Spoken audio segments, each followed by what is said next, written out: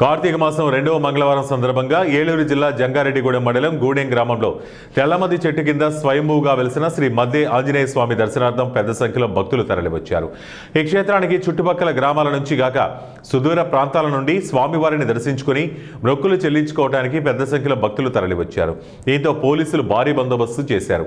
దర్శనార్థం వచ్చిన భక్తులు స్వామివారి ఆలయం చుట్టూ 108 ప్రదక్షిణలు చేసి తమ మొక్కులు తీర్చుకున్నారు.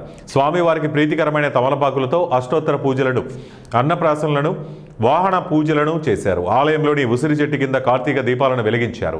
స్వామివారి దర్శనార్థం ఈ రోజు మధ్యాహ్నం 3 గంటల వరకు 25,000 మందికి పైగా భక్తులు వచ్చి తమ మొక్కులు చెల్లించుకున్నారు. అన్నదాన వితరణ కార్యక్రమంలో 12,000 మంది పాల్గొన్నట్లు ఆలయ నిర్వాహకులు తెలిపారు. స్వామివారికి వివిధ సేవల రూపేణా 6 లక్షల రూపాయల ఆదాయం సమకూరినట్లు ఆలయ అధికారులు తెలిపారు. జై హనుమాన్. శ్రీ మద్ది ఆంజనేయ స్వామి దేవస్థానం గురువాయగూడెం జంగారెడ్డిగూడెం మండలం ఏలూరు జిల్లా స్వయం వ్యక్తంగా వెలిసినటువంటి శ్రీ మద్ది ఆంజనేయ స్వామి వారి దేవస్థానంలో విశ్వావసునామ సంవత్సర కార్తీక మాసోత్సవాలు అత్యంత అద్భుతంగా జరుగుతున్నాయి.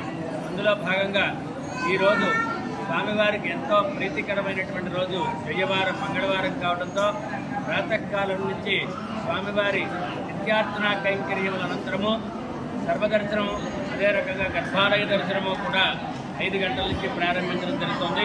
వివిధ ప్రాంతాల నుంచి భక్తులందరూ కూడా వచ్చి స్వామిని దర్శనం చేసుకుంటున్నారు. అదే రకంగా ఈ స్వామివారి యొక్క క్షేత్రంలో నిత్య అన్నదాన ప్రసాదం ఉంటుంది. 10 గంటల దగ్గర నుంచి కూడా స్వామివారి క్షేత్రంలో నిత్యాన్నదానం ఉంటుంది. భక్తులు స్వామివారి ప్రసాదం తీసుకువెళ్ళవలసిందిగా దేవస్థానం తరఫున కోరుతున్నాము.